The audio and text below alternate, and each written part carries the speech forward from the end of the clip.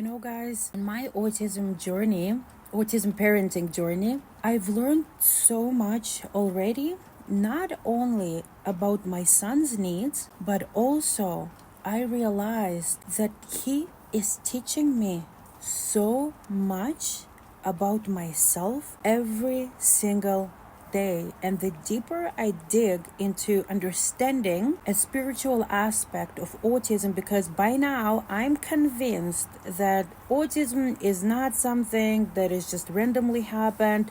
There is a higher purpose to it, and call me crazy or whatever you want to call me. By now, it's not only me who is knowing this, that autism has a higher spiritual purpose here on earth. But about that, I'll speak a little bit later once I get a little bit more details. Let's call it that. But even then, quick side note, check out the Telepathy Tapes podcast. It's available pretty much everywhere. Mind-blowing and incredibly eye-opening, not just for me, but I hope to the world, because I always believed in that, the information that they bring and the message that they're trying to bring to the world, and they have been very successful at it. Give it a try. Okay, I digressed a little bit, but what I was saying, that as a parent with a child with autism, every single day I learn something new, not only on how to help and support my son, but actually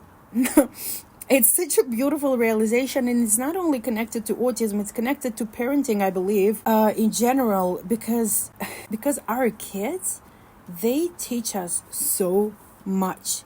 They teach us what we forgot since we were kids, and looking at my son, because thankfully he doesn't have those suppressed feelings that he's scared to express. And that's majority of autistic children, and until they actually learned how to mask. And I'm trying really, really hard not to allow that to happen and allow him be who he is to the fullest spectrum of his personality and his being, so he can bring his gift to the world. And what I love about not only my son, but pretty much every single autistic individual that I have encountered so far, they express joy, they express love, they express their true emotions, whether it's positive or negative, like without any filter. And this is an invitation for all of us as an adults to experience life with the same level of joy whenever we can, at least in those moments with them, especially with them, understanding how they see life, how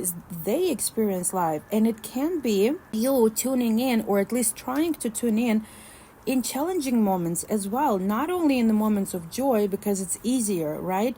But having empathy towards what are they going through in this moment when they are showing negative behaviors per se, when they're upset or they're disappointed. It's like open communication and empathy approach is crucial. Whenever my son is upset or dysregulated, my first reaction is not the right word. My first approach is to show him empathy and express it verbally and say, I understand your feelings. I would be very upset in this moment too. I'm here for you. You are safe.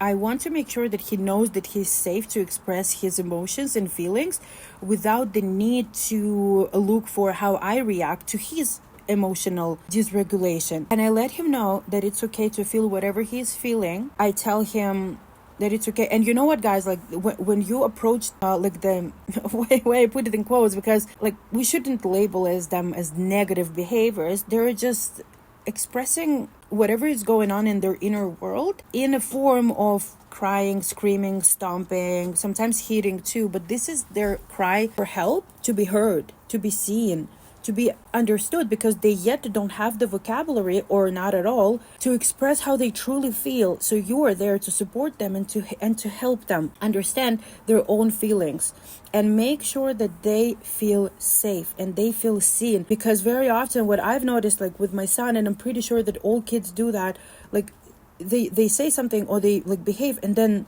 they kind of look at your reaction and read you, to see what's your reaction to their behavior. So you need to make sure that they Know that it's okay to express whatever they need to feel in this particular moment, that you are on their side, and you share their experience to the capacity that you're capable of, and you're there just to hold them, just to be there, just to hold space for them, okay? And it's been proven, I've done, I still do it, and it's one even of the techniques with our behavioral specialists, empathy.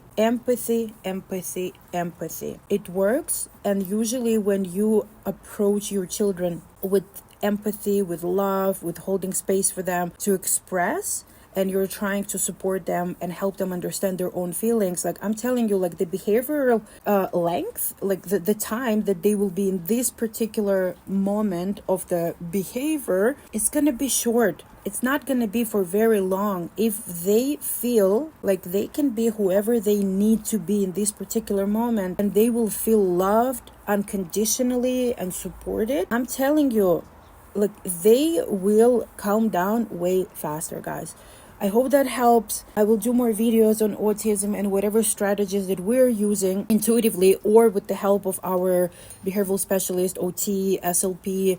If you're interested, let me know, and I will post more videos on that. In the meantime, I'm wishing you a wonderful, wonderful day, and may blessings find you, your loved ones, and everyone around.